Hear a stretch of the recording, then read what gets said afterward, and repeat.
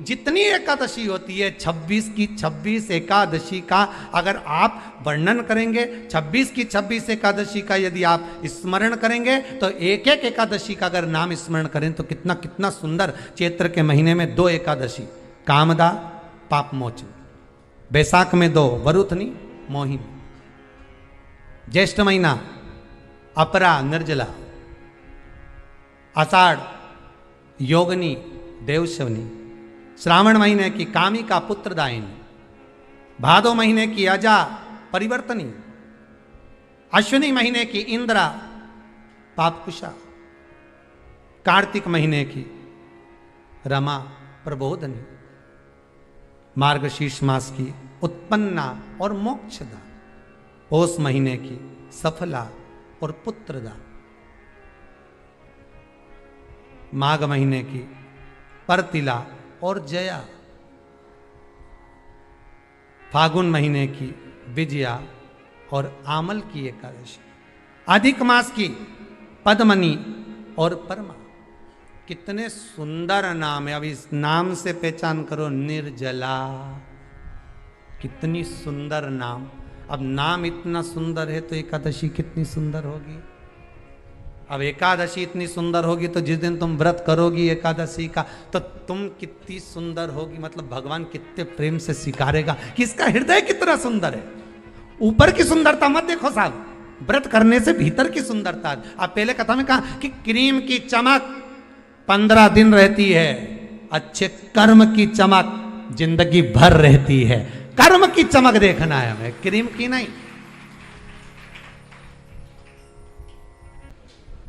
व्रत का सबसे पहला नियम, एकादशी व्रत का सबसे पहला नियम है कि आप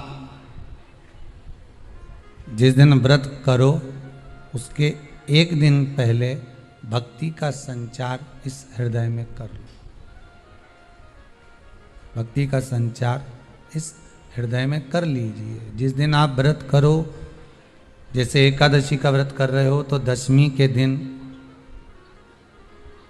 शाम का समय जब आवे, रात्रि जब होने लगे, शाम का समय आवे और रात्रि का आप जब भोजन ग्रहण करो तो उस भोजन में कोई ऐसा पदार्थ ग्रहण मत करिए जिस पदार्थ के कारण आपकी एकादशी बिगड़ जाए।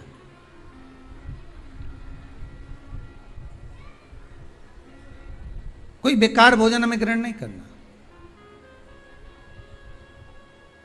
श्रेष्ठ भोजन ग्रहण करिए दशमी के। और एकादशी का दूसरा नियम बहुत ध्यान से सुनिएगा। जिस दिन आपकी एकादशी का व्रत हो उस दिन प्रयास करिएगा कि अपने हाथ से किसी भी वृक्ष की कोई पत्ती टूटे ना। अपने हाथ से किसी भी वृक्ष की, पौधे की, किसी भी वृक्ष की पत्ती अपने हाथ से ना टूटे। बहुत ध्यान दीजिएगा महाराज। एकादशी का ये दूसरा नियम है कि अपने हाथ से किसी पौधे की, किसी वृक्ष की, किसी डाली की कोई पत्ती टूटे ना, कोई पत्ती ना टूटे, इसका प्रयास करिए।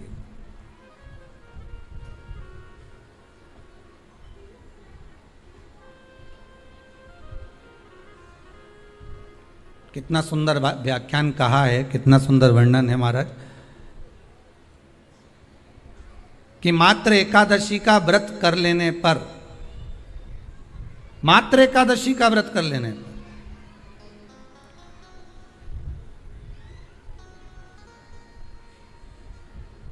जो पूर्व में किया गया हमारा पाप कर्म है, हमने किसी जीव की हत्या करी है, हमने किसी को कष्ट प्रदान करा है, हमने किसी को अपशब्द कहा है, हमने किसी को ताने दिए, हमने किसी को आड़ा टेढ़ा कहा है, हमने किसी को गालियां दे दी है, मात्र एकादशी का व्रत ही कर लेने पर ये सारे जो दोष हैं वो समाप्त हो जाते हैं।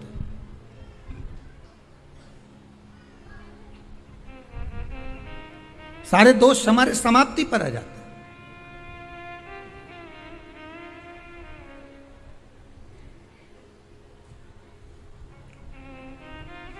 अब एक विचार करिएगा थोड़ा सा अपने मन में, अपने चित्त में, अपनी वृत्ति में एक बात उतारिएगा, एक अपने मन में एक बात को उतार कर रखिएगा कि आप अपने पाप को, अपने पाप कर्म को जिस दिन छिन्न करने वाले हो, समाप्त करने वाले हो, अपने पाप को आप जिस दिन समाप्ति पर लेकर जा रहे हो, तो उसके एक दिन पहले आपको प्रसन्नता होना चाहिए कि नहीं होना चाहिए कि कल मेरा पाप कटने वाला है, कल मेरा पाप समाप्त होने वाला है, जो मैंने पाप कर्म करा है वो समाप्त होगा, जो मैंने पाप कर्म करा है वो कल समाप्त हो जाएगा। तो एक दिन पहले आपके चेहरे पर प्रसन्नता हो कि ना हो?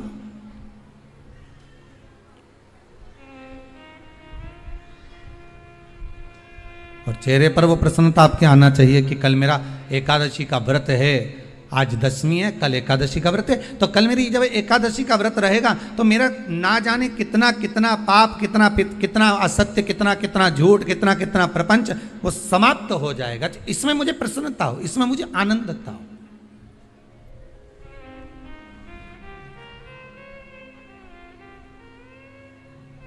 तो क्या कहा गया कि प्रयास करिएगा कि एकादशी के दिन कोई वृक्ष की, कोई डाली की, कोई कोपल की कोई पत्ती ना तोड़ी जाए। क्यों? तो कहा अगर उस पत्ती को हम तोड़ देते हैं, वृक्ष की पत्ती को या क्यारे में लगी हुई कोई डाली की पत्ती को हम तोड़ देते हैं, तो एकादशी का पुण्य फल प्राप्त नहीं होता, एकादशी का कोई फल हमारे खाते में नहीं जाता, पुण्य फल प्राप्त। अब फिर भले तुम चाहे तुमने मोरधन खाया हो, चाहे तुमने फिर चिप्स खाई हो, चाहे तुमने फिर व्रत का कितना ही सामान खा गए हो और तुमने सोचा कि आज मेरी एकादशी है, तो फिर उसका कोई फल प्राप्त नहीं है, उसका कोई सुख प्राप्त नहीं है आपको, फिर उसका कोई आनंद प्राप्त नहीं है आपको, फिर उसमें कोई आनंद की अनुभूति आपको नहीं मिल रही है।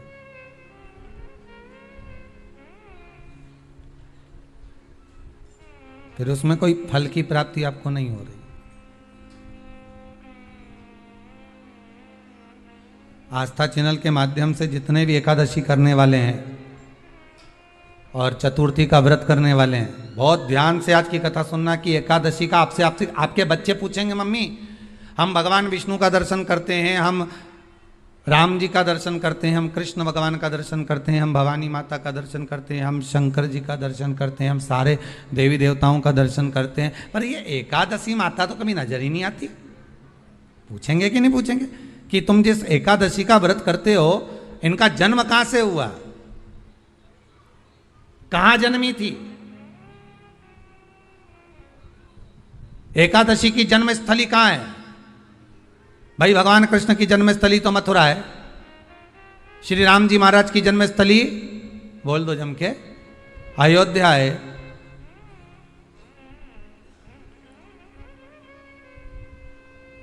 कोई आपसे पूछ ले कि एकादशी की जन्मस्थली कहाँ है, तो आधे लोग तो बाल खुजाने में लग जाएंगे कि एकादशी आखिर पैदा कहाँ हुई थी, जन्म कहाँ लिया था, इसका जन्म हुआ कहाँ था, कहाँ जन्मी थी ये?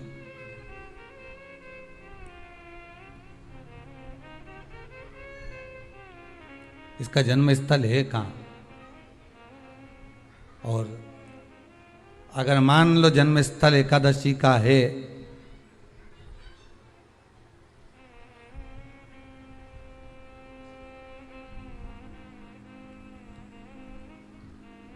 और एकादशी अगर जन्मी है, उसका जन्म हुआ है और दुनिया के लोग इतना व्रत करते हैं, उपवास करते हैं, तो फिर इसका जन्म स्थल कहां होगा? तो कहा इसका जो जन्म स्थल है वो बद्रीनाथ। कहां पर है? बद्रीनाथ। और उस बद्री विशाल में भी एक गुफा जिसका नाम है हेमवती। क्या नाम है? हेमवती। उस गुफा में एकादशी का जन्म स्थल है। बद्री विशाल में हेमवती गुफा जो 12 योजन अंदर प्रवेश करने जितनी है, 12 योजन की गुफा के अंदर, हेमवती के अंदर एकादशी का प्रागट्य हुआ था, एकादशी का जन्म हुआ था।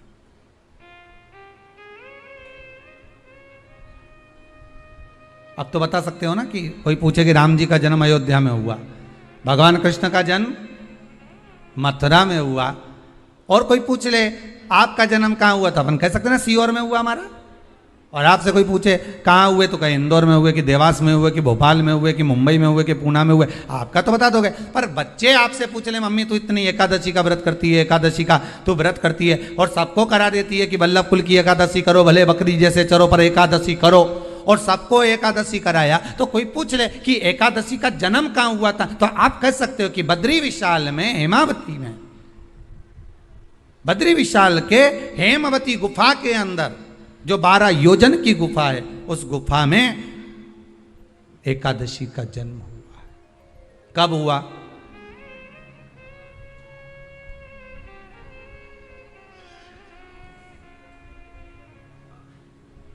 जन्म होने का कारण, राम जी के जन्म होने का कारण था रावण का संहार। भगवान कृष्ण के जन्म होने का कारण था कंस का संहार। नरसिंह भगवान के जन्म होने का कारण, प्रकट होने का कारण था हिरण्यकशिपु का संहार। वराह भगवान के प्रकट होने का कारण था कि पृथ्वी को जल पर लाकर ठहराना, हिरण्याक्ष का संहार।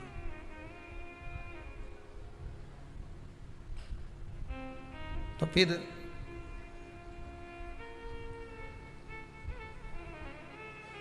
इसके जन्म का कारण क्या है? तो कहा इसके जन्म का केवल एक कारण है। सतयुग में, अब एक और बात का बहुत ध्यान दीजिएगा महाराज, सतयुग एक बार नहीं हुआ कि तुम सोचो कि सतयुग के बाद में द्वापर, त्रेता आ गया, त्रेता के बाद द्वापर आ गया, द्वापर के बाद कलयुग आ। एक सतयुग नहीं है, एक त्रेता नहीं है, एक द्वापर नहीं है, ना जाने कितने कितने सतयुग निकल गए, ना जाने कितने कितने द्वापर, त्रेता, कलयुग, ना जाने कितने निकल गए।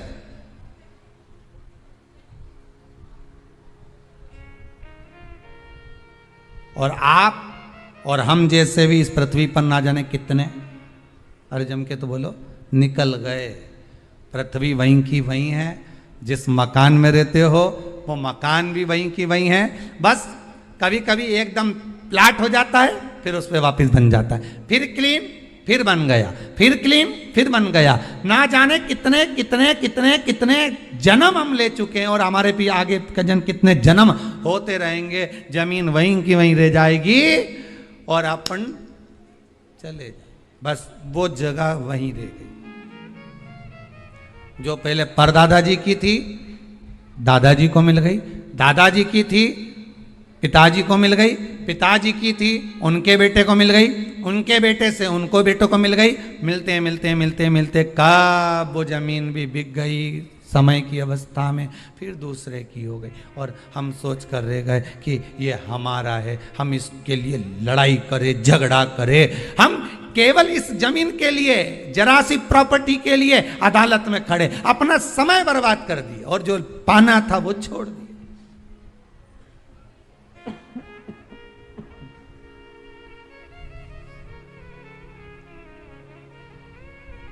जो पाना था वो छोड़ दिया हमने।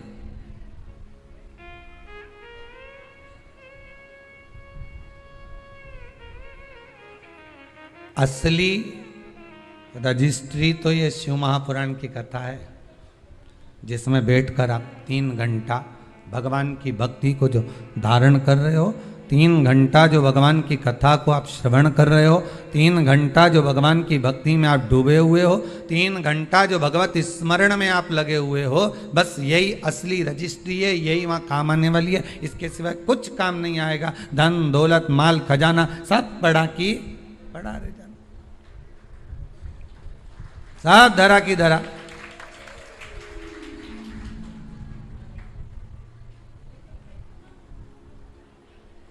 रह गया।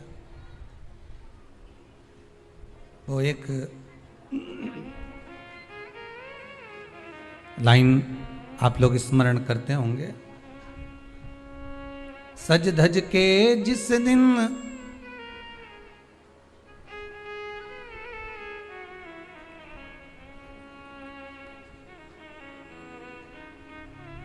सज धज के जिस दिन मौत की शहजादी आएगी, न सोना काम आएगा न चांदी आएगी।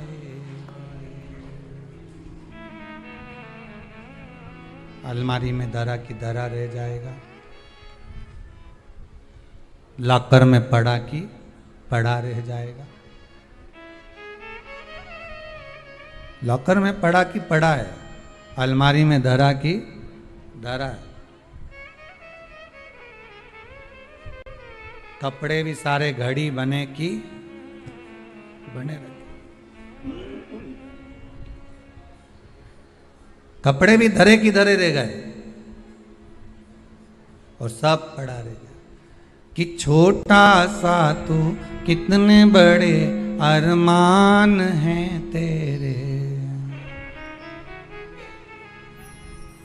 मट्टी का तू सोने जैसे मान है तेरे। मट्टी की काया एक दिन मट्टी मिल जाएगी, न सोना काम आएगा न चांदी आएगी, न सोना काम आएगा न चांदी आएगी। सज धज के जिस दिन मौत की शहजादी आएगी, ना सोना काम आएगा ना चांदी आएगी, ना सोना काम आएगा ना चांदी आएगी। सब पड़ा रह जाएगा, धरा की धरा रह जाएगा, सब पड़ा की पड़ा रह गया, जीव चला गया। झगड़ा करा, लड़ाई करी, विवाद करा, खूब झगड़े पर मिला क्या? इतनी सी जमीन है, इतनी।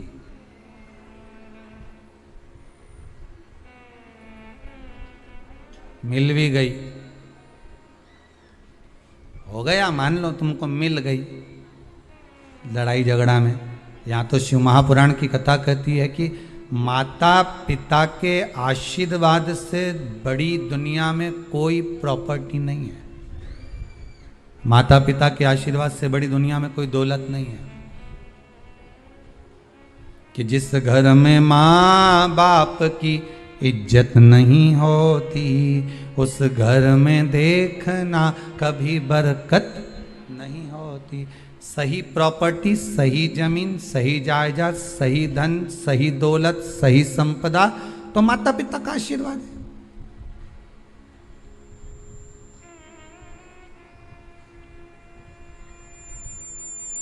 सही दौलत तो वही है, सही जायदाद तो वही है। अब प्रयास करना एकादशी के दिन कोई पत्ती ना टूटे। अगर आपको तुलसी के दल की भी जरूरत है तो आप दूसरे से कह सकते हो कि मुझे तुलसी का दल ला दे।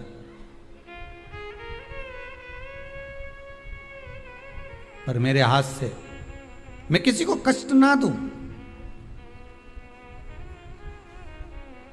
कितने तपबल से एकादशी की उत्पत्ति हुई है, कितने तपबल से। महाराज सतयुग एक नहीं आया, ना जाने कितने सतयुग आ गए। द्वापर एक नहीं आया, ना जाने कितने द्वापर। त्रेता एक नहीं, ना जाने कितने त्रेता। कलयुग ना जाने कितने हुए, और अपने जैसे भी ना जाने कितने। तो कभी कभी तुम अहंकार भी मत करना। अपने भीतर यह अभिमान नहीं आना चाहिए कि आपके बराबर कोई दान नहीं कर सकता। किसी के भीतर यह अहंकार ना आए कि हमारे बराबर कोई ये नहीं कर सकता, हमारे बराबर ये कोई बोल नहीं सकता, हमारे बराबर ये कोई होड़ नहीं कर सकता। नहीं नहीं, अहंकार को छोड़ दो।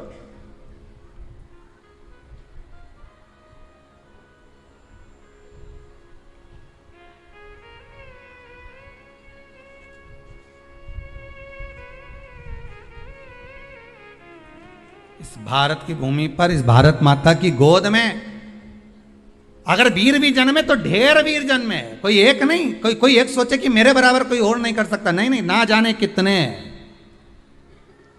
इस भारत माता की गोद में अगर दानी भी जन्मे तो ना जाने कितने, कोई ये ना सोचे कि मेरे बराबर कोई दान नहीं कर सकता। इस भारत माता की गोद में सुंदर भी जन्मे तो इतने, कोई ये ना कह सकता है कि मेरे बराबर कोई सुंदर नहीं है। और इस भारत माता की गोद में कलाकार भी जन्मे तो इतने, कोई ये नहीं कह सकता कि इसके बराबर कोई नहीं। इस भारत माता की गोद में कथाकार भी ढेर जन्मे, कोई ये नहीं कह सकता कि इसके बराबर कोई नहीं। भगवान ने पैदा करा, अभिमान नहीं होना चाहिए, अहंकार नहीं होना चाहिए। ना जाने कितने हों,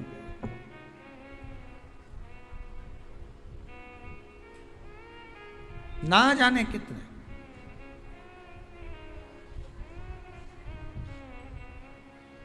बस हो सकता है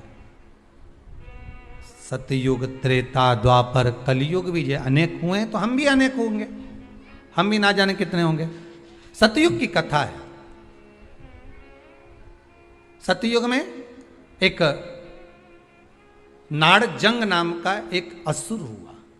देखिए, एकादशी के जन्म की कथा शायद आपने जिंदगी में कभी सुनी ना सुनी जीवन में, पर इस जीवन में मनुष्य की देह प्राप्त कर कर अगर आप शंकर की शिव महापुराण की कथा सुन रहे हो तो एक एक संवाद को अपने जीवन में उतार कर रखना, जिससे कई माताएं कहती है गुरुजी पहले हम ये चीज नहीं जानते थे, पर आपसे श्रवण कर कर ही तो कुछ मिलेगा।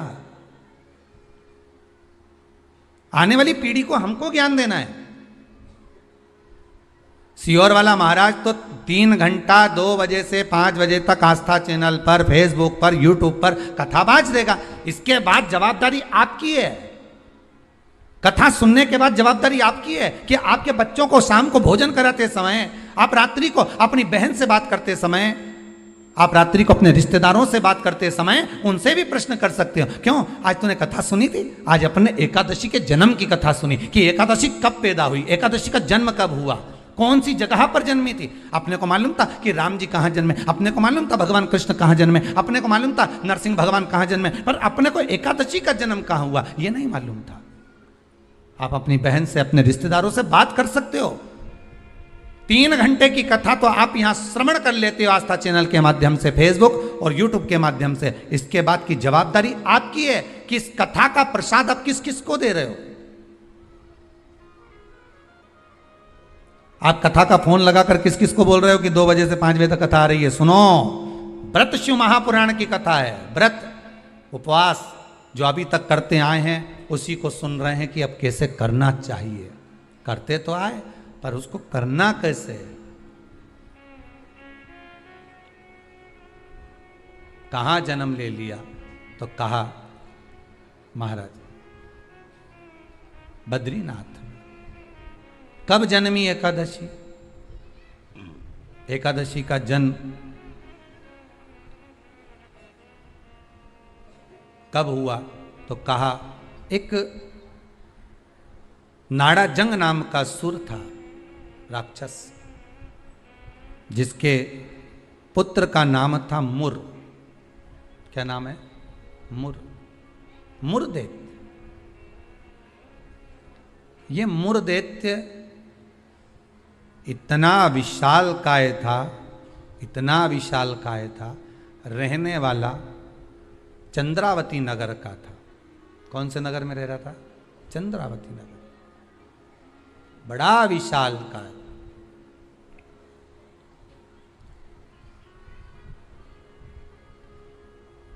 इसमें बल इतना था, इतना बल था कि एक दिन मुरदैत्य ने तप साधना कर कर, दान पुण्य कर कर, स्मरण कर कर सारा पुण्य अपने खाते में रख लिया। आपको कल कथा में कहा था, उद्यापन करना मतलब उतने व्रत का पुण्य अपने खाते में जमा कर लेना, फिर वो समाप्त नहीं हो सकता।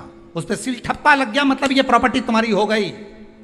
उद्यापन करना मतलब ये इतने व्रत तुम्हारे खाते में चले गए। अब ये व्रत तुम किसी को ना तो कहीं जा सकते हैं ना छिन्न हो सकते, क्योंकि उसका तुमने उद्यापन कर दिया, उस पर सील ठप्पा लग गया, उसकी रजिस्ट्री हो गई, वो आपका हो गया।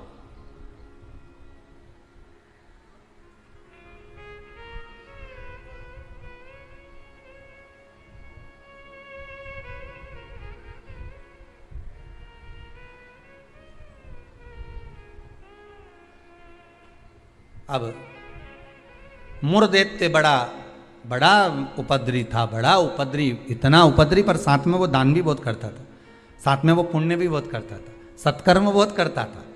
अब पर ये सब कुछ करने के साथ में वो पाप भी बहुत करता था।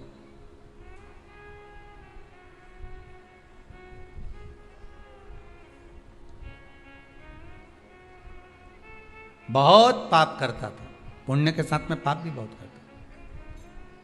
होता है व्यक्ति पुण्य के साथ में पाप कर भी देता है।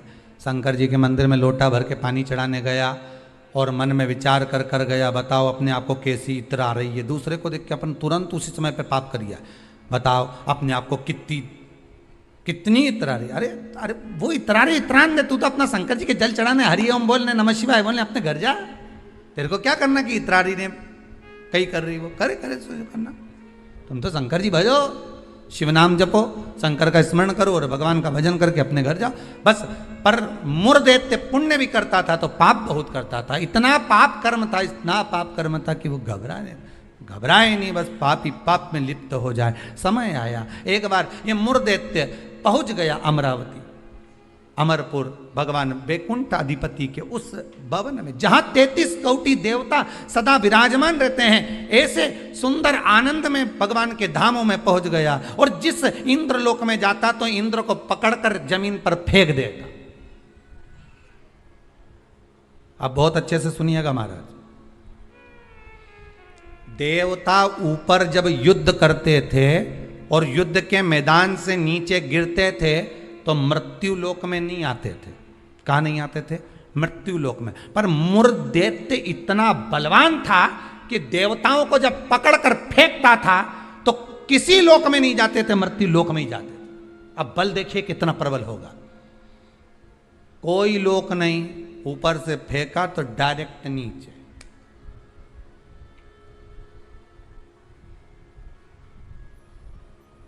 सीधे नीचे।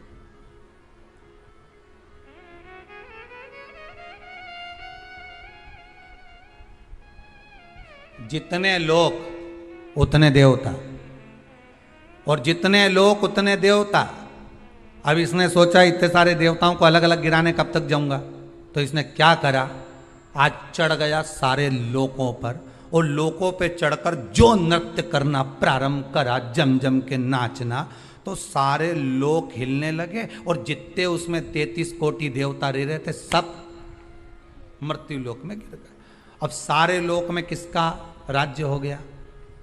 जम के बोलिए जरा, उस मुरदैत्य का। सारे लोग खाली, मुरदैत्य का राज्य। सारे देवता इकट्ठे होकर शंकर भगवान के पास में गए, क्योंकि मृत्यु लोक में आ गए तो मृत्यु लोक में कहां जाएंगे। आपको पहले भी कथा में कहा, मृत्यु लोक में जन्म हुआ है आपका। आप पृथ्वी पर जन्मे हो और मृत्यु लोक में जन्म लेने के बाद अगर आप मन में सोचो कि हम शंकर की आराधना क्यों कर रहे हैं, अरे मृत्यु लोक में जन्म लेने के बाद शंकर की आराधना ही मूल है, शिव की आराधना ही जरूरी है।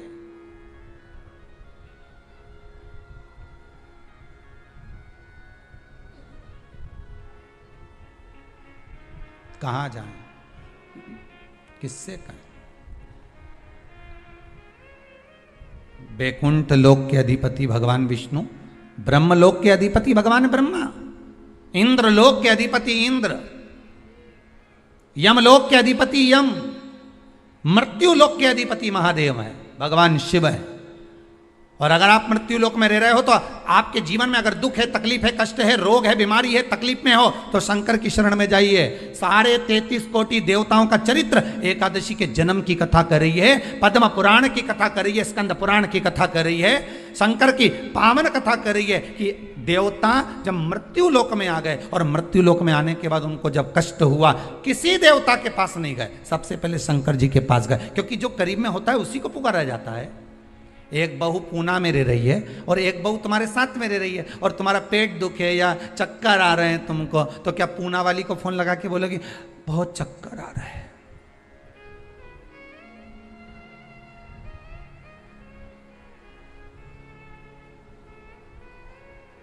पूना वाली आएगी? अरे बोलो जम के तो बोलो। मुंबई वाली आएगी? भाई इंदौर वाली? जो जहाँ रह रही है वो नहीं आएगी, और जो जिससे कहना था उससे तो कहा नहीं, जो पास में रह रही है जरा सी देर में आवाज़ लगा देती, दरवाज़ा बड़ीक देती, घंटी बजा देती, चिल्ला कर बोल देती, फ़ोन कर देती, आवाज़ लगा देती और कह देती बेटा जल्दी आप बहू दौड़ कर आ, दौड़ कर आ, दौड़ कर आ।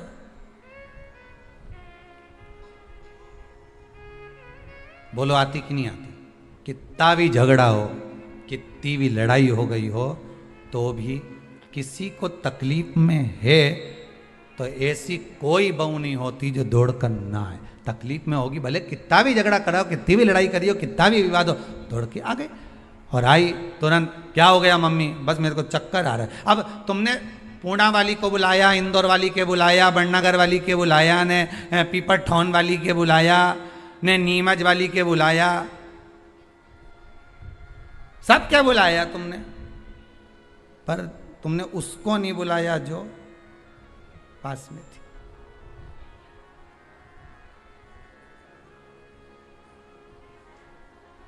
जो नजदीक में थे। मृत्यु लोक में जब देवता नीचे गिर गए तो इनके नजदीक में कौन थे? भगवान शंकर।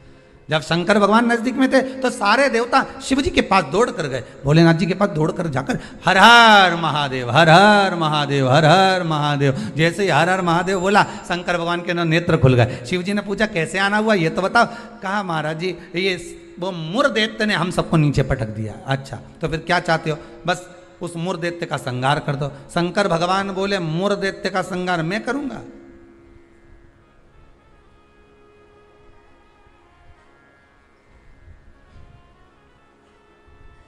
मैं नहीं कर सकता। क्यों? उसका संहार भगवान विष्णु करेंगे। उनसे जब कहो जाकर, तो भगवान विष्णु तो हमारे, हम 33 कोटि देवता नीचे नजर आ रहे, पर भगवान विष्णु कहीं नजर नहीं आ रहे। हमको तो लग गया ऊपर से पटका होगा तो वो नीचे चले गए होंगे। भगवान नहीं दिख रहे हमको, हमें नजर नहीं आ रहे, हम कहां ढूंढे उनको? ये हमारी दृष्टि है। हमारी दृष्टि से भगवान को हम देखने का प्रयास करेंगे ना, भगवान नहीं मिल सकता। भगवान को पाने के लिए भीतर की दृष्टि चाहिए, आत्मा की दृष्टि, मन की दृष्टि चाहिए। हमारी दृष्टि पे तो चश्मा लगा होता है। हाँ, ब्लैक कलर का लगा है तो ब्लैक दिखेगा, नीला लगा है तो नीला, पीला लगा है तो पीला, हरा लगा है तो हरा। उसी तरह हमारी दृष्टि पे चश्मा लगा है, कामी होगा तो कामी दिखेगा, लोभी होगा तो लोभी दिखेगा। चोर को चोर नजर आता है, साहूकार को साहूकार नजर आता है, बेईमान को बेईमान नजर आता है, ईमानदार को ईमानदार नजर आता है, धर्मात्मा को धर्मात्मा नजर आता है, पुण्यात्मा को पुण्यात्मा नजर आता है। साहूकार को साहूकार दिखेगा, ईमानदार को ईमानदार दिखेगा, ढोंगी को ढोंगी नजर आएगा, पापी को पापी नजर आएगा, कपटी को कपटी नजर आएगा। आप जैसा चश्मा लगाए होगे, सामने वाला व्यक्ति वैसा नजर आएगा। आप अपनी आंखों का इलाज अच्छा करवाओ, सामने वाला व्यक्ति अपने आप ही अच्छा नजर आने लगेगा, अपने आप। हमारी सास तो हमेशा हमारा बुरा ही सोचती है। सास बुरा नहीं सोचती, चश्मा गड़बड़ हो गया। समझ गए? अरे बोलो तो, समझ गए ना? चश्मा गड़बड़ हो गया मतलब दृष्टि गड़बड़ हो गई। हमने देखा हमारी सास हमारा बुरा सोचती है, मतलब बुरे हम हैं, हम सोच रहे हैं बुरे। अगर अच्छा सोचते तो कह देते हाँ है तो सास ना, इन्होंने मेरे पति को जन्म दिया है, और मेरे पति को जन्म दिया। जब पति इतना प्रेम से मेरे से व्यवहार करे तो सास क्यों व्यवहार खराब करेगी? अरे बोलो तो, करेगी। जब पति तेरे लिए जेब में भर के गजक लाए, कुरकुरा लिया है, चिप्स लिया है, तब तूने एक बार भी नहीं किया कि बताओ मेरा क्या जो, तो कहे पति अच्छा है पर सास बुरी। नहीं नहीं, दृष्टि हमारी बुरी है, उसमें हमें सामने वाला व्यक्ति गलत नजर आ रहा है। हम अच्छा देखना प्रारंभ कर देंगे ना तो हमको अच्छा मिलने लगेगा। बुरा जो देखन में चला और बुरा न मिलया कोई, कौन मिला फिर बुरा? मन।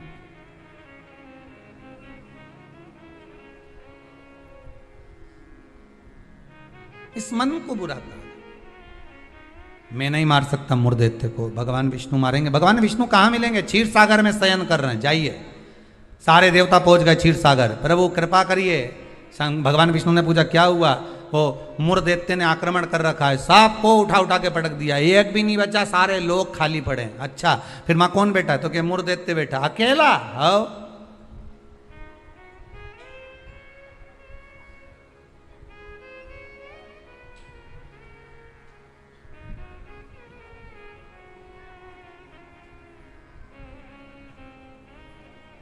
वो अकेला बैठा है। हाँ, भगवान विष्णु बोले आप चिंता मत करो, चलो चलो हमारे साथ। चंद्रावती नगर पर सारे 33 कोटि देवता आक्रमण कर दो। शंकर भगवान तो मुस्कुराने लगे। एक मुर्दैत्य के लिए 33 कोटि देवता अपना अपना लोक छोड़कर आ रहे हैं युद्ध करने के लिए। विचार करिएगा जरा। एक व्यक्ति की हस्ती मिटाने में, एक व्यक्ति की हस्ती मिटाने में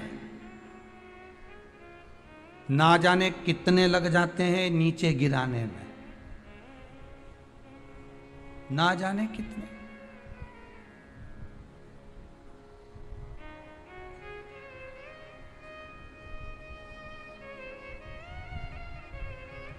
जब व्यक्ति मर जाता है तो दुनिया के लोग रोते हैं, बेचारा मर गया।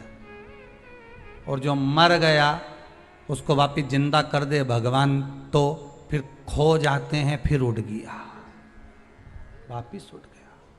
फिर ना जाने कितना मेहनत करेगा, कितना कमाएगा, ना जाने कितनी बिल्डिंग बना लेगा, ना जाने कितना धन जोड़ लेगा। खो गए, मरा तो रो गए। संसार का नियम है। एक व्यक्ति की मुर्दैत्य की मात्र हस्ती को मिटाने के लिए सारे आ गए, पर 33 कोटि देवता 15 मिनट नहीं लगे मुर्दैत्य को। 15 मिनट में मुर्दैत्य ने सारे देवताओं को हिला दिया, भाग गए। सारे 33 कोटि देवता भाग गए। तब भगवान विष्णु अकेले युद्ध के मैदान में थे, अकेले युद्ध के मैदान। और अकेले भगवान विष्णु जब युद्ध के मैदान में युद्ध प्रारंभ करा, भगवान ने उठाया सुदर्शन चक्र और भगवान ने उठाकर सुदर्शन चक्र को फेंका। मुर्दैत्य के जितने जितने असुर थे, जितने राक्षस थे, सबका संहार करने के लिए फेंका। फेंक तो दिया, सारे जितने असुर थे वो मर भी गए, पर मुर्दैत्य इतना प्रबल था कि उसने एक फूंक मारी, सबको जीवित कर दिया। भगवान विष्णु आश्चर्य में पड़ गए, गजब गजब। ये एकादशी के जन्म की कथा है।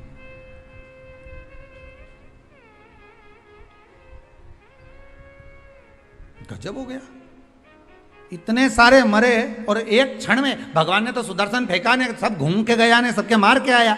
उनके तो 1 घंटा, आधा घंटा, 15 मिनट, 10 मिनट, 5 मिनट लगे होंगे। इसने तो एक फूंक मारी, जो यहां से चालू करा, हैप्पी बर्थडे टू यू, एक फूंक में ही सब निपटा दिया। ले सब जाग गया, सब।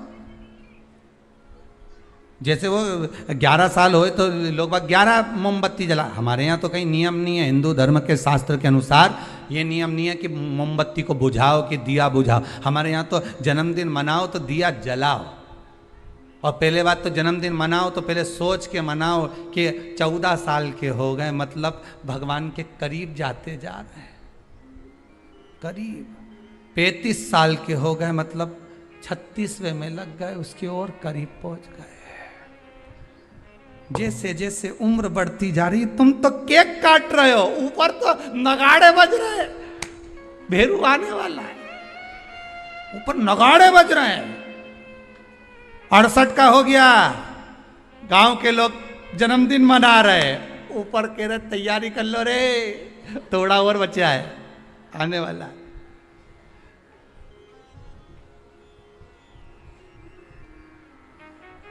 कई लोग पूछते हैं तो गुरुजी क्या हम जन्मदिन नहीं मनाए? हमने कहा मनाओ।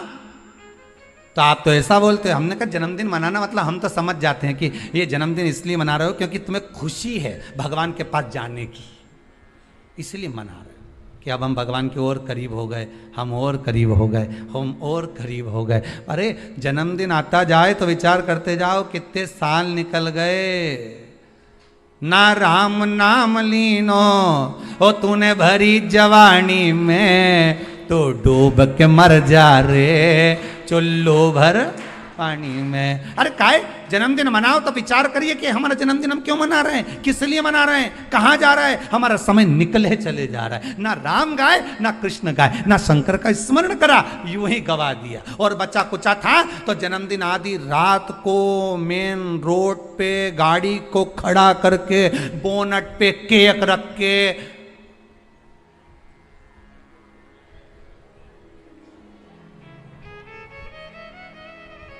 बेचारा इतना अच्छा व्यक्ति का जन्मदिन रोड पे मना रहे जैसे बेचारा अनाथ है रे, इसका कोई नहीं बापड़े का।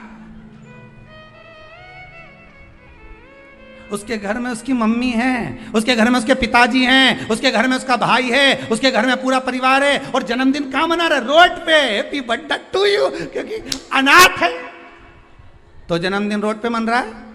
अगर अनाथ नहीं होता तो जन्मदिन उसके माता पिता को खड़े रखकर मनाते कि इस माता ने जन्म दिया है तेरे जैसे बेस्ट फ्रेंड को, इसको जन्म दिया है, इस माता ने मेरे दोस्तों को जन्म दिया। खुश होते कि माता पिता ने जन्म दिया। सबसे पहले जन्मदिन पर अगर पूजन करना है तो माता पिता के गले में माला पहनाओ कि इनने तुम्हें जन्म दिया है, तुम्हारे जैसा व्यक्ति इसने पैदा किया है, तुम्हारे जैसे जीव को इसने जन्म दिया है। तुम्हें जो दोस्त मिला, तुम्हें जो फ्रेंड मिला, जो तुम्हें, समझ गए, भेरू के भेरवी ने भेरवी के भेरू मिल गया। तो जिसने जन्मदिन की खुशी उनके सामने मना।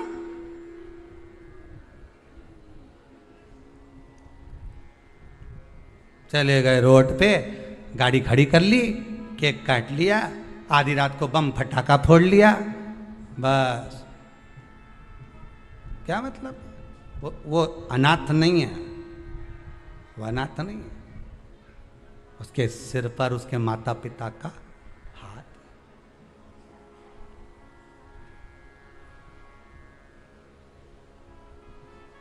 ने एक फूंक मारी केक की, सारी मोमबत्ती बुझा दी। और इस मुर्देते ने एक फूंक मारी ने जितना गिरा पड़ा था नहीं सबके जगा दिया एक ही में।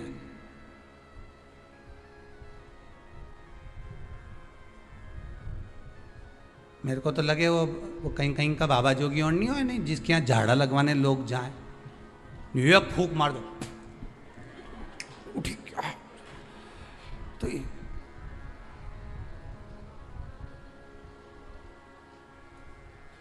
देखा, एक फूंक में उठ गया। तो जो उठा उससे पूछा कितना समय से बीमार पड़ा था ने, महाराज जी ने एक फूंक मारी ने उठ गया। वो बोला फूंक से उठा नहीं हूं, महाराज जी के मुंडा में ऐसी बदबू आई रही थी, एक बार में उठ गया। इसलिए भगाई, दूसरी मार देगा फूंक तो निपटी जाऊंगा, तो मैं जाऊं। और के गया महाराज जी के कान में, कहीं पायरिया की कहीं बीमारी बीमारी तो नहीं है मुंडा में? फूक में छूट।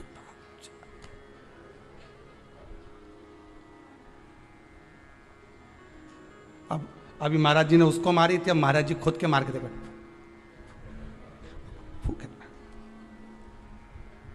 मुर देते ने जो फूक मारी ने सब पड़िया ने सब उठी गया एक साथ, सारा की सारा उठ के बैठ गया।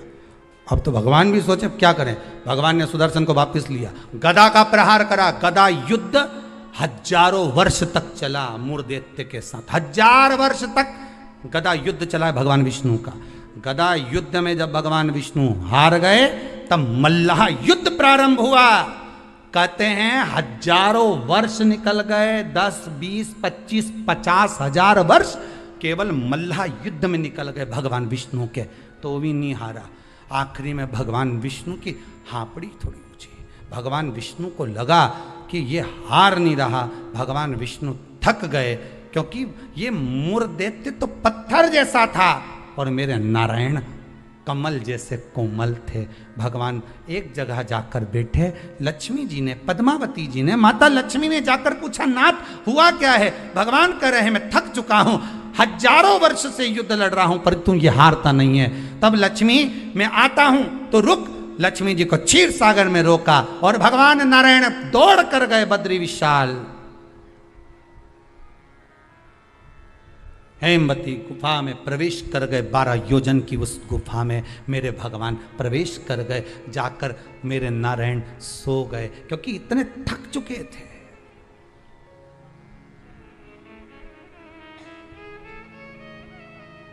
इतने थक गए थे और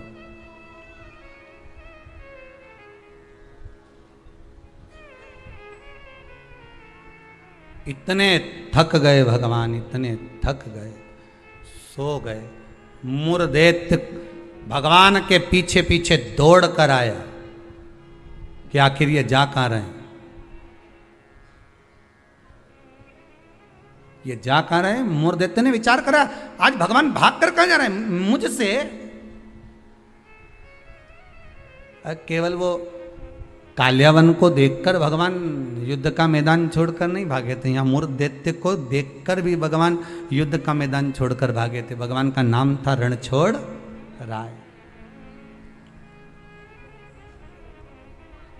कहाँ जा रहे हैं, किस जगह जा रहे हैं? जा रहे चले।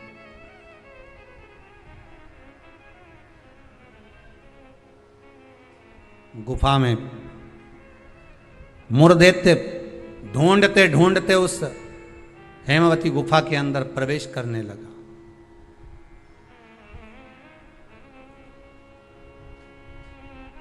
वहां पर हेमवती गुफा में जैसे ही प्रवेश करा, उस समय पर पाप पुरुष, कौन सा पुरुष है? पाप।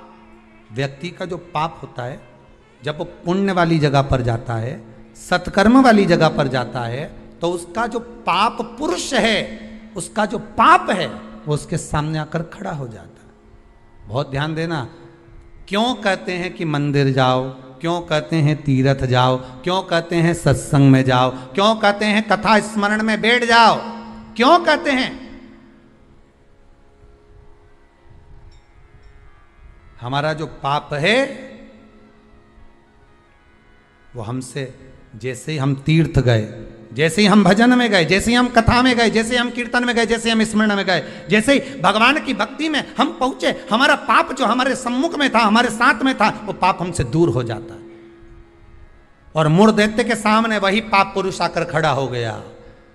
अंदर प्रवेश कर रहे थे मूर दैत्य, पाप पुरुष ने रोक दिया। कहां जा रहे हो तुम? तुम्हें मालूम नहीं तुम कहां प्रवेश कर रहे हो? तुम्हें ज्ञात नहीं है क्या? ज्ञात है। मैं भगवान विष्णु को ढूंढने जा रहा हूं, उनके साथ मेरा युद्ध हो रहा था। अच्छा, मैं भगवान विष्णु को ढूंढने जा रहा हूं क्योंकि उनके साथ मेरा युद्ध हो रहा था। पाप पुरुष ने रोक दिया, अंदर नहीं जा सकते क्योंकि अंदर पुण्य है, आप रुको वहीं पर। रोक दिया। जब मूर दैत्य ने पाप पुरुष को हटाया और अंदर प्रवेश करने लगा, 11 दिन तक, एकादशी दिन तक, 11 दिन तक पाप पुरुष और मूर दैत्य दोनों की बात संवाद हुई है।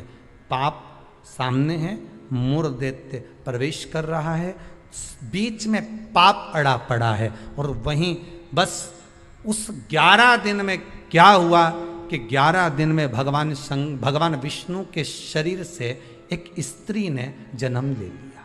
एक कन्या ने, एक स्त्री ने, एक नारी प्रकट हो गई। नारी प्रकट है। मार्गशीर्ष मास कृष्ण पक्ष एकादशी के जन्मदिन की तारीख बता रहा है। जैसे भादो कृष्ण अष्टमी, किसका जन्म है? भगवान कृष्ण का। चैत्र की नवमी, बोलते जाओ, राम जी का। कोई आपसे पूछे कि एकादशी का जन्म कब हुआ था? मार्गशीर्ष मास की सुंदर कृष्ण पक्ष की एकादशी के दिन, जब 11वां दिन था भगवान को सोते हुए, तब भगवान के शरीर से एक कन्या ने, एक स्त्री ने जन्म लिया। 11वें दिन जन्मी, इसलिए भगवान आगे इसका नामकरण संस्कार करेंगे, उसका नाम एकादशी रखेंगे।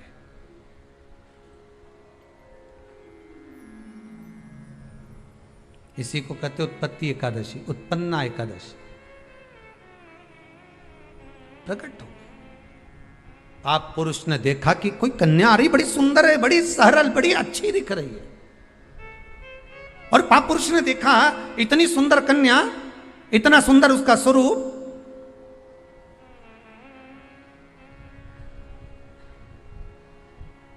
कईयों के मन में बड़ा प्रश्न होता है महाराज जी। कई माताएं बहुत प्रश्न करती हैं, कहती हैं गुरुजी क्या एकादशी का व्रत केवल वेधव्य नारी करती है? क्या एकादशी का व्रत केवल संत करते हैं, साधु करते हैं? नहीं नहीं, एकादशी का व्रत तो जन्म लिया बच्चे से लेकर मृत्यु के घाट पर पड़ा हुआ व्यक्ति भी एकादशी का व्रत कर सकता है। अपनी एकादशी स्वयं करो, मरने के बाद दूसरे लोग एकादशी दें, उससे अच्छा है कि अपना अकाउंट में खुद जमा करते चलो।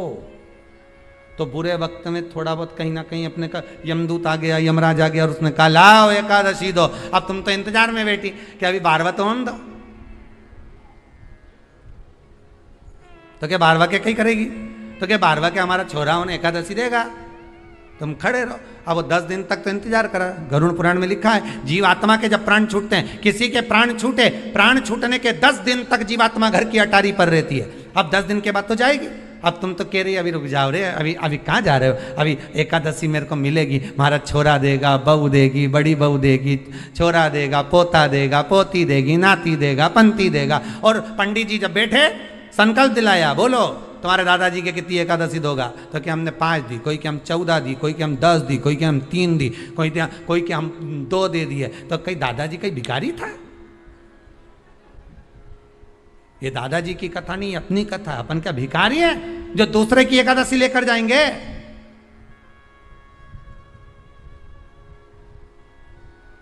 अपन अपनी एकादशी खुद करो, स्वयं एकादशी करो, फिर कहूंगा भले बकरी जैसे चरो, पर एकादशी कर। स्वयं अपने लिए एकादशी करो। जिस समय पर जाएं तो इंतजार नहीं करना पड़े कि रुक जाए, 12वां तो होने दे, अभी एकादशी पंडित जी संकल्प छुड़ाएगा ना जब मिले। नहीं हम तो अब भी ले के जाए। तो क्या ले चल, मैंने तो खूब करी, पूरा साल की एकादशी करी, तुझे क्या ही मालूम रही है हमारा? चल मुझे ले चल। जो पछाड़ा एकादशी ने, जो पछाड़ा और मुर दैत्य मरा। मुर दैत्य तो मर गया, समाप्त हो गया। वो जो 11वें दिन जन्मी थी, उसने हाथ जोड़कर निवेदन करा नारायण से। नारायण ने पूछा तुम कौन हो? इतनी सुंदर हो तुम, इतनी सुंदर कौन हो तुम? आखिर कौन हो तुम, इतनी सुंदर कौन हो? कहा महाराज भगवान विष्णु से कह रही है, मैं आपके शरीर से प्रकट हुई हूं। 11 दिन तक आप विश्राम करें, आपका हृदय, आपका चित्त, आपकी वृत्ति से मैं प्रकट हूं। भगवान ने कहा तू 11वें दिन जन्मी है, मैं तुझे एकादशी नाम देता हूं। मांग तुझे क्या चाहिए, मांग ले तुझे क्या चाहिए, क्योंकि तूने मुर दैत्य को मारा है जो कोई देवता नहीं मार पाए। बोल तुझे क्या दे? सारे देवता जहां हार गए थे वहां तू प्रकट होकर तूने संहार किया। मांग तुझे क्या चाहिए? एकादशी ने भगवान विष्णु से कहा, नाथ प्रभु वर दे दो, मृत्यु लोक में जो मनुष्य मेरा व्रत करेगा, चाहे जलचर, थलचर, वायुचर या सांसारिक मनुष्य मेरा अगर एकादशी का व्रत करेगा, प्रभु उसके यहाँ धन धान्य वैभव सुख संपदा बढ़ेगी और उस जीवात्मा को नरक नहीं भोगना पड़ेगा, सीधे वैकुंठ का उसको वास मिलेगा। जब जीव आत्मा को लेकर चला जाएगा, यम के दूत जब बंदी बनाकर ले जा रहे होंगे उस जीवात्मा को जिसके प्राण छूटे होंगे, यम के दूत जब बंदी बनाकर ले जा रहे होंगे, तब मुझे वर दो कि मैं इसका हाथ पकड़कर बेतरनी से पार उतार कर सारे नरकों से निकालती हुई आपके धाम में लेकर आऊं। भगवान ने वर दे दिया, तथास्तु। हे एकादशी सुनो, मृत्यु लोक का मनुष्य अन्न का त्याग कर कर, क्योंकि अन्न में एकादशी के दिन पाप पुरुष रहता है, अन्न का त्याग कर कर एकादशी के दिन जो मनुष्य तुम्हारा व्रत धारण करेगा, उस व्रत को करेगा और उस व्रत को धारण करेगा, उसकी मनोकामना पूर्ण होकर वो मेरे ही धाम को जाएगा। ये तो हुआ एकादशी के जन्म की कथा। तो अब तुमसे कोई पूछे तो बता देना एकादशी का जन्म कहाँ हुआ था, एकादशी का जन्म किस गुफा में हुआ था, एकादशी का जन्म कौन से महीने में हुआ था, एकादशी का जन्म कौन सी एकादशी को हुआ था। ये सब वर्णन आज की कथा में अपन ने श्रवण करा। एकादशी का बहुत सारा चरित्र रह गया है। एकादशी के 18 नियम है। कितने नियम है? 18। उसमें से 2 नियम बताए थे आपको पत्ती टूटने तक का। कितने रहेगा भैया? 16 नियम कल की कथा में लेंगे। चतुर्थी की कथा भी रह गई, वो भी कल की कथा में लेकर आगे प्रवेश करेंगे।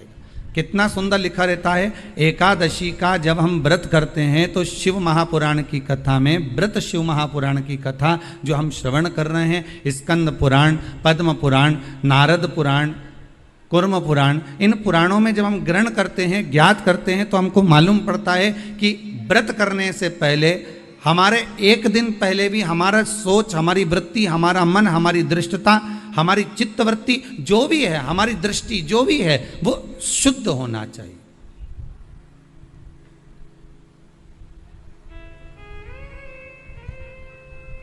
हमारा भाव शुद्ध हो, हमारा मन शुद्ध हो। हम दूसरे से आशा तो रखते हैं कि ये हमको प्रेम से बात करे, हम दूसरे से आशा रख रहे हैं कि हमसे प्रेम से बात करे, हम दूसरे से आशा रख रहे हैं कि ये हमारे से स्नेह से बोले, हमारे से मीठी वाणी का प्रयोग करे। पर पहले अपने भीतर झांक कर देखो कि आप उससे कैसी बात कर रहे हैं।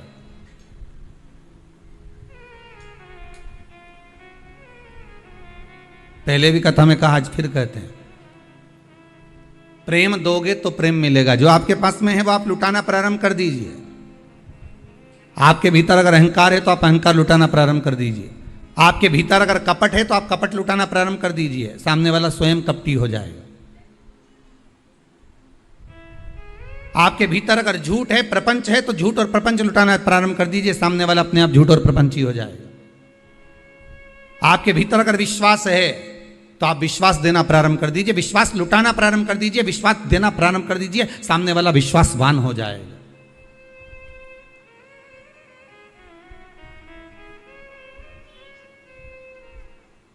सामने वाला स्वयं विश्वासवान हो जाएगा।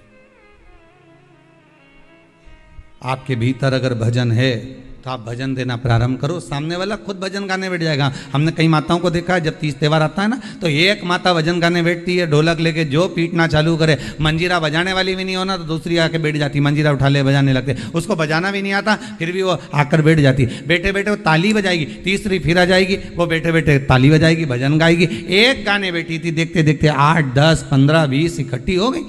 अर्थात आपने भजन दिया है, आपने भजन दिया तो भजन मिल रहा है, आपने प्रेम दिया तो प्रेम मिल रहा है, आपने करुणा दी है तो करुणा मिल रही है, आपने वात्सल्यता दी है तो वात्सल्यता प्राप्त हो रही है। भगवान कृष्ण की माता जी का नाम यशोदा रानी, यश ददाती इति यशोदा, जो दूसरे को यश प्रदान करती है वही यशोदा है। अब आपने तो नाम रख लिया यशोदा और मालूम पड़े दूसरे को दे रही अपयश। यश तो कभी दिया ही नहीं। बहू ने भोजन बनाया, थोड़ी सी सब्जी बेकार बन गई तो तुरंत सास ने कह दिया, पति ने कहा आज तो भोजन अच्छा नहीं बना, इसमें दाल में नमक कम रह गया, मिर्ची ऐसी डल गई, तो तुरंत सास ने कह दिया मैंने नहीं बनाई है, बहू ने बनाई है। मतलब आपने अपयश बहू को दिया है तो एक दिन बहू भी तो अपयश आपको देगी। आप जो लुटा रहे हो, आप अगर कह देती कि दाल मैंने बनाई है और दाल बिगड़ गई होगी, अब शरीर से बनता नहीं है, पाँव में इतना दर्द रहता है ना, तो उसके कारण बस हो सकता है नमक कम डाला हो, ध्यान नहीं रहा हो, मेरी चित्तवृत्ति में नहीं गया हो, मिर्ची ज़्यादा डल गई हो, कुछ हो गया हो, सर सब्जी मेरे हाथ से बिगड़ गई। बहू ने बनाई थी, बिगाड़ी उसने थी, पर आपने उसको यश दे दिया और अपयश अपने माथे पर ले लिया, तो एक दिन बहू भी यही करेगी कि स्वयं यश प्रदान करेगी और अपयश अपने माथे पर लेगी। पर हमारी आदत ये रहती है कि अच्छा करा तो मैंने करा और बुरा करा तो वो बेहरू सिंह ने करा। हमने तो तुरंत कह दिया, अच्छा हम कर रहे हैं, बुरा वो कर रहा है। अब इसमें प्राप्ति कहां है?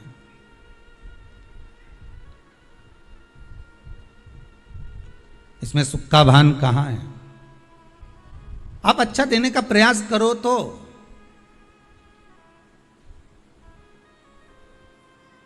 जो साड़ी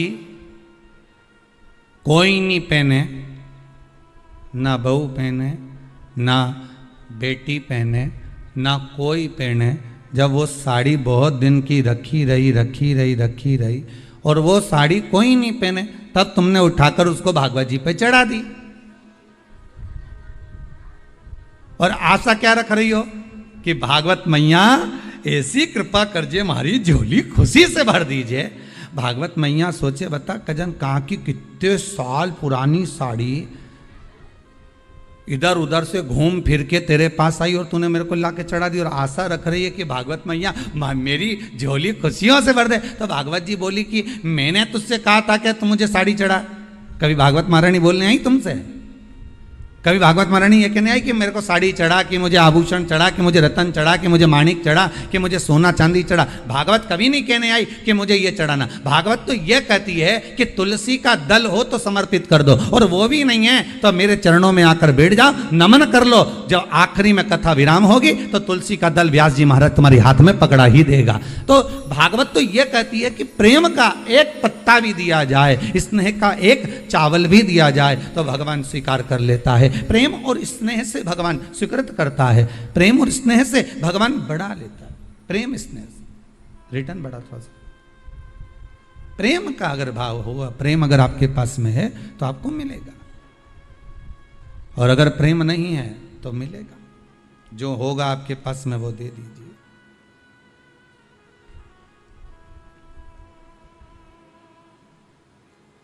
और जब आप प्रेम लुटाने लगोगे, जब आप प्रेम देने लगोगे तो प्रेम मिलने लगेगा।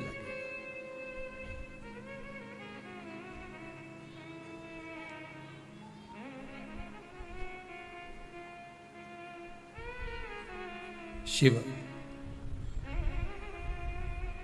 बहुत सरल भाषा में समझ लीजिए, बहुत अच्छे से समझ लीजिए। शंकर भगवान ने अपनी जटा में गंगा जी को रखा और सारे विश्व के उद्धार के लिए, संसार के उद्धार के लिए शंकर भगवान ने वो गंगा पृथ्वी पर भेज दी। अब शिव जी ने आपको क्या दिया है? जम के बोलो, क्या दिए? जटा में से गंगा। आप शंकर जी को क्या दे रहे हो? जो पानी भरकर ले गए हो, लोटा भरकर ले गए हो, भले आपने उसमें गंगा का जल नहीं मिलाया, पर आप लोटा भरकर जल भरकर लेकर गए हो, शंकर को समर्पित करा, तो भाव तो आपका गंगा का ही है कि हम शिव जी को गंगा का जल समर्पित कर रहे हैं। भाव तो आपका वही है। आप भले ना दिए हो पर भाव आपका वही है। शिव ने गंगा दी, आपने शंकर को गंगा दी।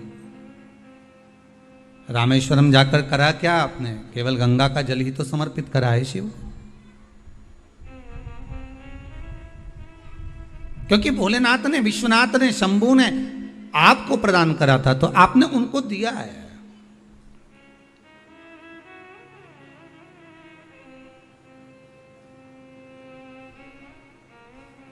दूसरा, शिव ने आपको क्या दिया? तो शंकर ने दूसरी चीज दी है हमको, सत्य। क्या प्रदान करा है? सत्य। शिव महापुराण के अंतर्गत आता है कि भगवान ब्रह्मदेव ने बारंबार असत्य बोला, हर बार असत्य बोला, आखिरी में उनका सिर भगवान शंकर ने भैरव को प्रकट करा और उनका मस्तक कटवा दिया। जिस मुख से वो झूठ बोल रहे थे, असत्य बोल रहे थे, वो मस्तक काट दिया गया।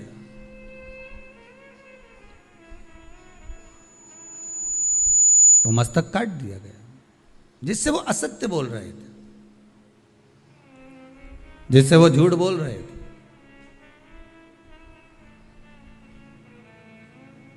क्योंकि भगवान शंकर को अगर प्रिय है, मेरे देवाधिदेव महादेव को अगर कुछ प्रिय है तो वो सत्य प्रिय, सत्यम शिवम सुंदर। शंकर को सर्वाधिक प्रियता किसमें? सत्य में।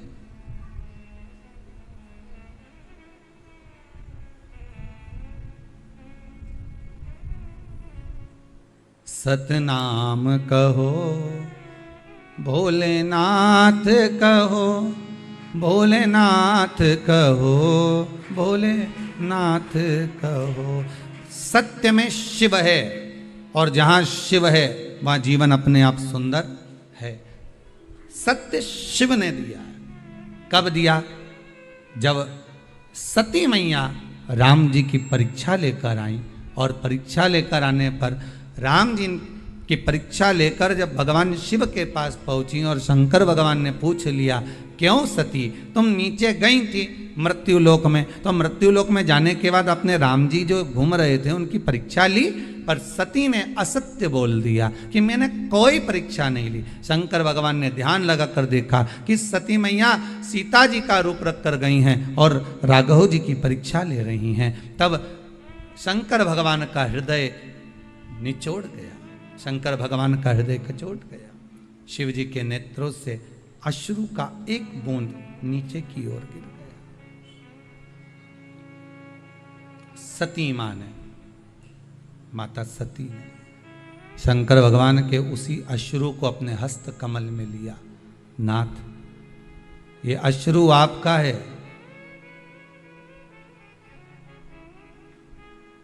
सती, आप इस अश्रु की हकदार नहीं हो।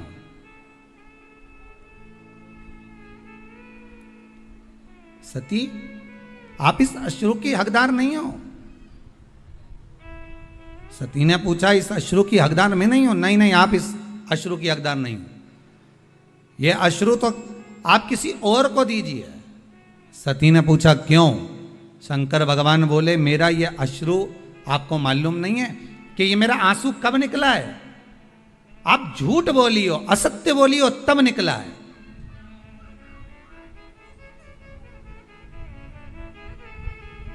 आपने असत्य कहा है, आपने झूठ कहा है, इसलिए मेरा अश्रु निकला है। सामने वाला व्यक्ति जब झूठ बोलता है, असत्य बोलता है, तो उसके सामने जिससे वो असत्य बोल रहा है, जिससे वो झूठ बोल रहा है, और उसको ये मालूम है कि सत्य नहीं है ये, तो उसके नेत्र से जो अश्रु निकलता है वही सत्य है, वही सत्य। शिव के नेत्र से जो निकला है वो सत्य है। सती मैया से कहा, इस अश्रु को आप नहीं रख सकती क्योंकि आपके पास में नहीं रह सकता। आप झूठ बोल दियो, आप असत्य बोल दियो।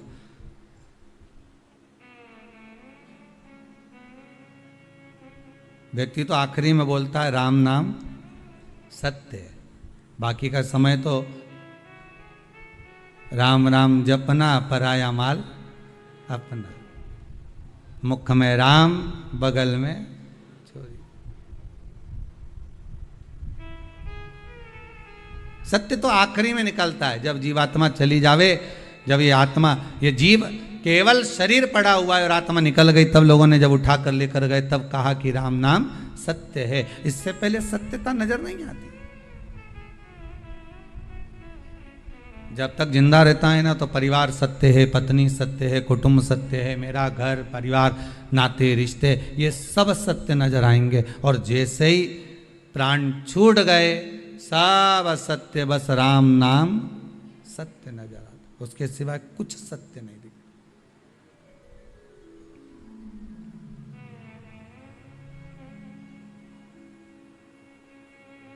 उसके सिवा कोई सत्यता नहीं।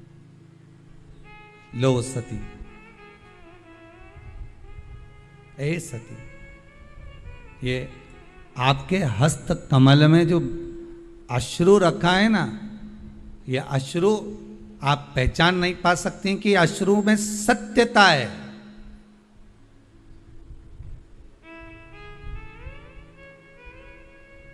इस अश्रु को आप जान नहीं पाओगे। किसी ने एक लाइन अच्छी गाई है, शायद किसी ने गाया होगी, कोई कलाकार ने, पर अच्छा था। हजारों तरह के ये होते हैं आंसू, अगर दिल में गम हो तो रोते हैं आंसू, और खुशी में भी दामन भिगोते हैं आंसू। अब अश्रु भी 1000 तरह के होते हैं। एक हो सकता है कि प्रसन्नता का भाव आ जाए, तब आपकी आंख में आंसू आ जाए। मेरे बेटे का जॉब लग गया, मेरा बेटा ठीक हो गया, आज मेरा पुत्र ठीक हो गया। आज कोई माता आई थी, कह रही थी मेरा बेटा 5 साल से जो बीमार चल रहा था, बाबा की ऐसी कृपा हो गई, वो ठीक हो गया और श्रेष्ठ हो गया।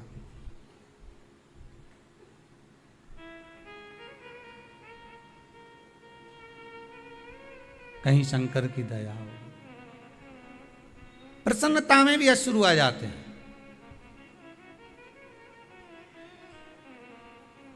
जिससे मिलने के लिए बहुत समय से तरस रहे हो, बहुत समय से जान रहे हो, अगर वही माता पिता कुटुंब कबीला जिससे स्नेहता है वो सम्मुख आ जाए तो भी आंसू आ जाते हैं। प्रेम है, करुणा है, वात्सल्यता, स्नेह।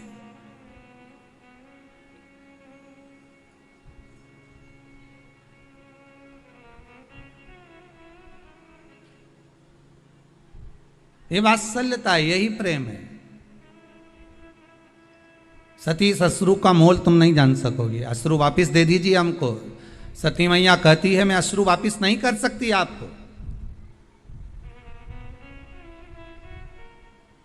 पर यह सत्य का अश्रु है, और सत्य का अश्रु इतनी देर तक कोई धारण नहीं कर सकता। सियोर वाला महाराज भले गला चिल्ला चिल्ला के बोल दे कि आप सत्य बोलो, सत्य बोलो, सत्य बोलो, पर तुम कथा में 3 घंटा सत्य बोल लोगे, बाकी की जगह पर तुम 2-4 घंटा सत्य बोल लोगे, पर फिर जैसे ही मोबाइल हाथ में आया, कानों पे लगाया, फिर झूठ चालू। क्या कर रही हो? बस घर के लिए निकल गई, अब मालूम पड़े बैठी तो यहीं थी, और असत्य निकलना प्रारंभ हो गया। फिर वो असत्य प्रारंभ हो गया। सत्य को प्रमाण नहीं चाहिए साहब, पर असत्य को प्रमाण चाहिए। जो झूठ बोलने वाला होता है ना, वो बार बार कहता है लाओ प्रमाण दो, लाओ प्रूफ दो, अभी दो, अभी मैं चले जाऊं, अभी मैं बता दूं, अभी मैं ये कर दूं, लाओ प्रूफ दो। असत्य को प्रमाण चाहिए, सत्य को प्रमाण की जरूरत नहीं पड़ती भाई। अभी मैं ये कर देता हूं, सत्य को प्रमाण नहीं चाहिए। सत्य सत्य। सती, ब्रह्मदेव ने असत्य बोला, भगवान शंकर ने तुरंत भैरव को प्रकट करा, और काल भैरव को प्रकट होकर कहा काट दो ब्रह्मा जी का सिर जिससे वो असत्य बोल रहे हैं, काटो इसका सिर। नख तोड़ा, ब्रह्मदेव का सिर कट गया, क्योंकि झूठ बोल रहे थे। असत्य से ब्रह्मा जी का सिर कट सकता है, तो झूठ बोलने से, असत्य बोलने से हमारा पुण्य कट नहीं सकता। पाप बढ़ेगा और पुण्य कटेगा, पुण्य भी तो समाप्त होता है। हमने पहले कथा में कहा था, आज फिर कहते हैं, आप 24 घंटे सत्य मत बोलो, परंतु कम से कम दिन भर में 1 घंटा तो ऐसा बना लो कि मैं 1 घंटा सत्य बोलूंगी। पर वो 1 घंटा किसी को बताना मत कि मैं इसी घंटे में सत्य बोलूंगी, नहीं तो मालूम पड़े कहीं का आकर बहू पूछ ले, क्यों मम्मी सही बताना, मेरे प्रति क्या सोच रही बैठे बैठे, और सास ने जो सत्य बोल दिया तो हो गया कल्याण। और बताना भी मत को कौन से घंटे में तुम सत्य बोलने वाली हो।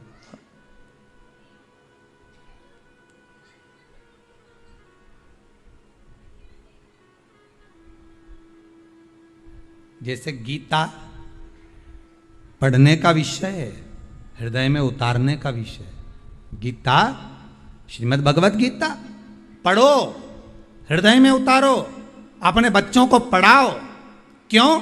क्योंकि आज अगर आपके बच्चे गीता को पढ़ लेंगे तो आपके बच्चों को अदालत में खड़े होकर गीता पर हाथ नहीं रखना पड़ेगा। गीता पढ़ने का विषय है, गीता हृदय में उतारने का विषय है। श्रीमद् भगवत गीता को अपनी चित्तवृत्ति में, अपने मन में अगर हमने उतार लिया तो हमारे घर के बच्चों को कभी अदालत में जाकर खड़े होकर गीता पर हाथ नहीं रखना पड़ेगा। अगर गीता का स्मरण करा है तो, श्रीमद् भगवत गीता का मनन चिंतन करा है तो।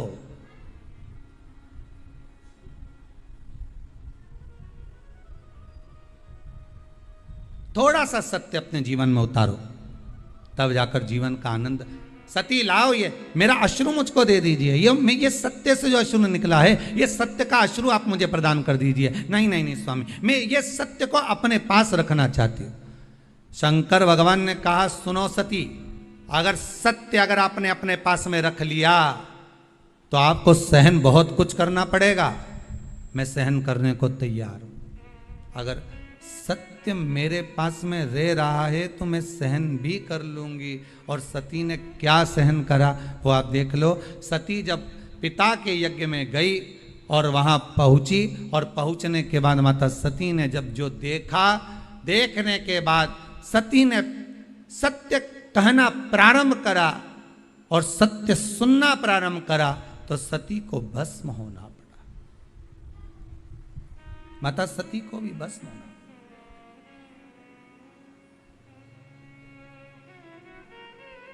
बड़ा कठिन है महाराज।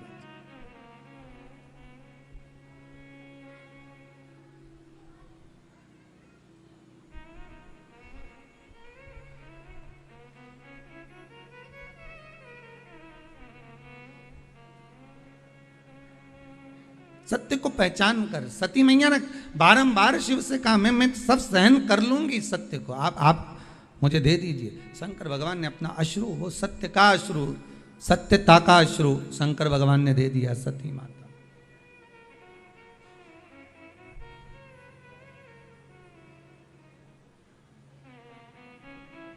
और सत्य जब माता सती के हृदय चित्त में समाहित हो गया, सत्य जब माता सती के हृदय चित्त में विराजमान हो गया, तब फिर सती शिव के चरणारविंद का स्मरण कर कर अपने प्राणों को त्याग दी, भस्म हो गई। बस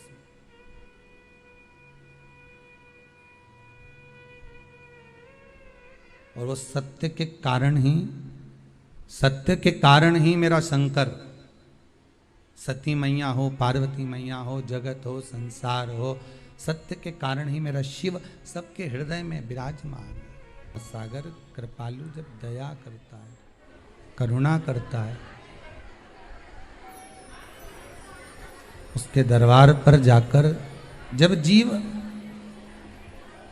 करुणा करे, कृपा करे, दया करे, सागर, ये शिव ही कर सकता है, कोई दूसरा नहीं कर सकता।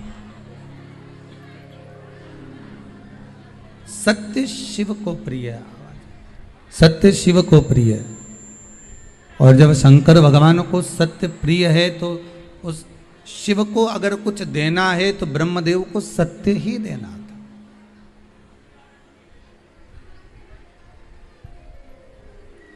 ब्रह्मा जी अगर देना चाहते तो सत्य दे देते, पर ब्रह्मदेव ने सत्य नहीं दिया।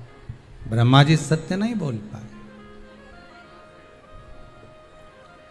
और ब्रह्मा जी अगर सत्य प्रदान एक बार कर देते तो फिर असत्य ब्रह्मा जी को बोलना ही नहीं पड़ता। किस लिए बोलते थे?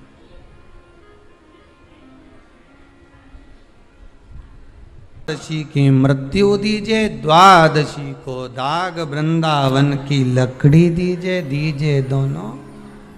ऐसी कृपा प्रभु, एक सुंदर जो स्त्री का जन्म हुआ, जो कन्या का जन्म हुआ, जो एक सुंदर स्त्री जो जन्मी है, भगवान विश्राम जो कर रहे हैं, सो रहे हैं।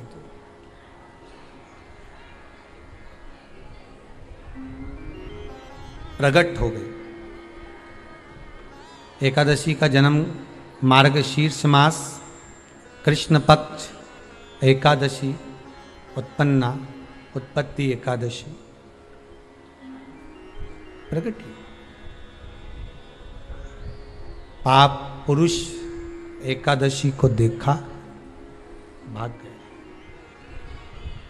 कितना सुंदर व्याख्यान वर्णन है, जरा ध्यान दीजिएगा कि मात्र एकादशी का दर्शन ही पाप पुरुष ने करा और वो भी भाग गया। घर में अगर कोई एक व्यक्ति एकादशी का व्रत करता है तो उसके घर में पाप प्रवेश नहीं करता। ये देखिए कितना सुंदर व्याख्या। पाप पुरुष भागा। मुरदैत्य सामने खड़ा था। जैसे ही सुंदर स्त्री को देखा, मुरदैत्य ने हाथ आगे बढ़ाया। इतने में एकादशी माता ने तुरंत जो हाथ का धक्का दिया कि मुरदैत्य ने जैसे देवताओं को नीचे पटका था, वैसे ही मुरदैत्य भी भूमि पर गिर पड़ा। बहुत ध्यान देना, अगर आप किसी को नीचे गिरा रहे हो तो अपनी भी तैयारी पूरी कर कर रखना कि तुम भी कहीं ना कहीं नीचे गिरोगे, आज नहीं तो कल। आप किसी के लिए खड्डा खोद रहे हो, तैयारी कर रखना, एक दिन आपके लिए भी तैयारी होता है। घर में एक बूढ़े पिताजी रहते थे, तो पत्नी ने कहा तुम्हारे पिताजी बहुत खांसते हैं, बच्चों को पढ़ने में तकलीफ होती है, एक काम करो इनको माली के कमरे में ठहरा दो, चौकीदार वाले। चौकीदार के कमरे में पिताजी को, हाँ, फिर रोटी वोटी भोजन वोजन क्या करेंगे, मैं यहाँ से सब भेज दूंगी, तुम चिंता मत करो। पिताजी को चौकीदार के कमरे में ठहराओ, एक घंटी लगा दो, पिताजी घंटी बजाएंगे, मैं यहाँ से सामान भेज दूंगी। ठीक है। पिताजी से बेटे ने कहा पापा बाबूजी आप पीछे के कमरे में ठहर जाओगे क्या चौकीदार वाले? हाँ बेटा, मुझे तो सोना है, कहीं पर भी सो जाऊं, उसमें क्या दिक्कत। हाथ जोड़ के पिताजी आपसे हाथ जोड़ता हूं, आप इस मकान में अंदर कभी मत आना, आप बाहर रहो। ठीक है बेटा, अगर आप बोल रहे हो तो मुझे कोई दिक्कत नहीं है। ठीक है, एक घंटी लगा देता हूं, बजा देना, पानी ले आएगी बहू, भोजन ले आएगी, नाश्ता ले आएगी, चाय ले आएगी। ठीक है।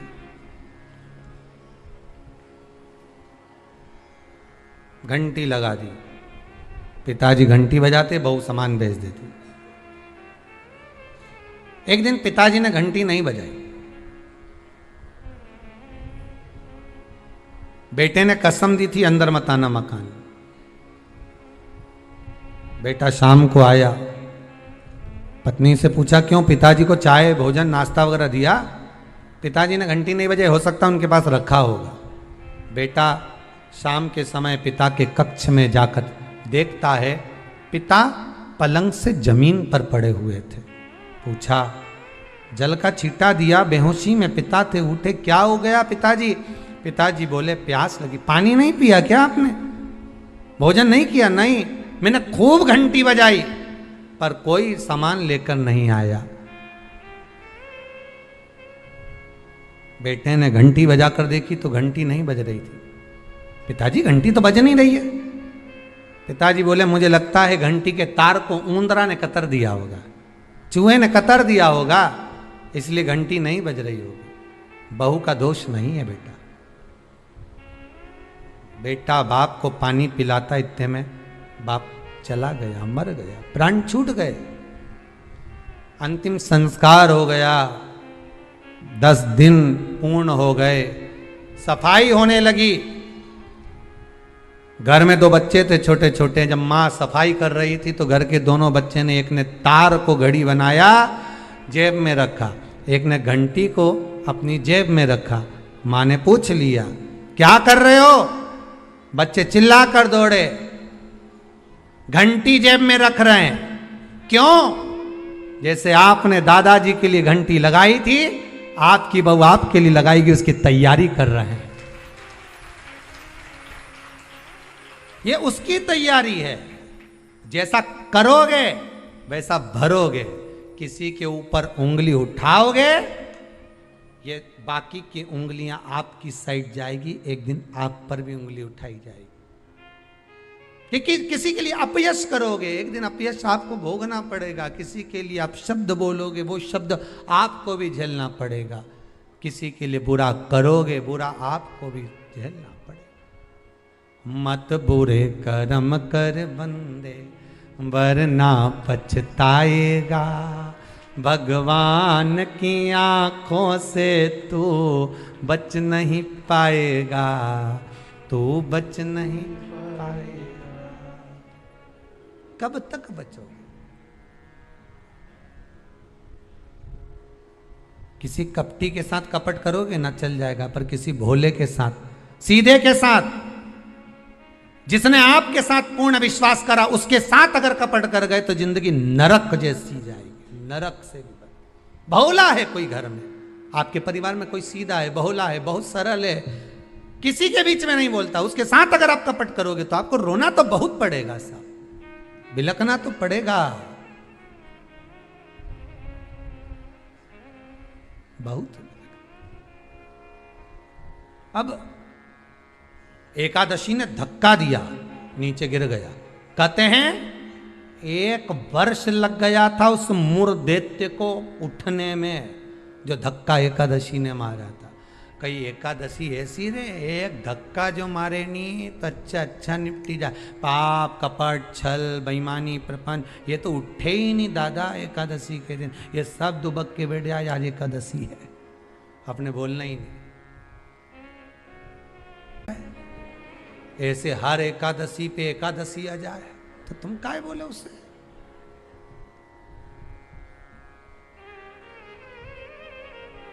और फिर वो आंखों दिखाए जम के, समझ लेना एकादशी माता आज गुस्से में है। तो क्यों बोलने जाओ तुम उसको? जो धक्का दिया उठा ही नहीं, उठा फिर आया झगड़ा करने के लिए। एकादशी ने जो पछाड़ा, कहते हैं सिर के इतने टुकड़े हो गए थे कि बीनना भी मुश्किल थे मूर्दैत्य के। प्राण छूट गए। पाप पुरुष सामने आकर खड़ा हो गया। फिर आया। एकादशी ने तो केवल अपने केश का एक भाग हवा में उड़ाया, इतने में तो पाप पुरुष भागा, भगवान के पास जाकर उठाया। उठो उठो प्रभु, बहुत देर सो लिए, उठ जाओ जरा जल्दी उठ जाओ। भगवान बोले तू कौन है? मैं पाप पुरुष, पाप हूं मैं, तो तूने मुझे क्यों जगाया? ये एकादशी तो मुझे परेशान करके रखी है। घर घर में लोग एकादशी करे और मुझे प्रवेश नहीं करने दे। अब तुम बताओ क्या करूं? भगवान ने कहा चिंता मत कर, अन्न के अंदर जाकर बैठ जा। एकादशी के दिन जो अन्न खाएगा, बस पाप पुरुष उसी में प्रवेश कर जाएगा। पाप पुरुष उसी में प्रवेश करेगा, तू अन्न के अंदर जाकर बैठ जा। इतने लोग आस्था चैनल पर कथा सुन रहे हो, बड़े सावधानी से श्रवण करना। फेसबुक, यूट्यूब पर अगर कथा सुन रहे हो तो बड़ी सावधानी से श्रवण करना कि इसमें तुम्हारी अभिमतता नहीं है, इसमें उसका भान नहीं है, इसमें आनंद का भान नहीं है, इसमें रस तत्व का भान नहीं है। ये तो केवल तुम्हारा अहंकार है, ये केवल तुम्हारा अभिमान है। और जब तक अहंकार, अभिमान तुम्हारा रहेगा तो तुम्हारे मुख पे बात बात में, वाणी में ये संबोधन आ ही जाएगा। बात बात में, वाणी में ये संबोधन तुम्हारे मुख पर आ ही जाता है कि अब मैं तेरे यहाँ पाँव नहीं रखूं, अब मैं तेरे यहाँ ये नहीं करूं, अब मैं तेरे साथ में ऐसा नहीं करूं। ये हमारा अहंकार, ये हमारा अभिमान है जो हमारे सामने आ गया। शिव महापुराण में एक बात बड़ी सुंदर लिखी है कि स्कंद पुराण में भी लिखी है कि आप जो व्रत करते हो, जो आप उपवास करते हो, जो आप नियम धारण करते हो, वो अहंकार को दूर पटक कर किया जाता है। अभिमान को बहुत दूर पटक दीजिए, बहुत दूर जाकर छोड़ दीजिए।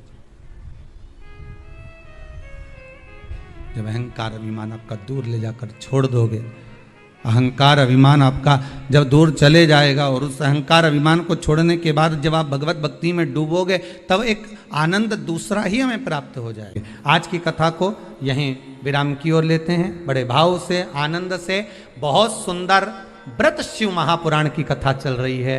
आपके जीवन को सार्थक करे।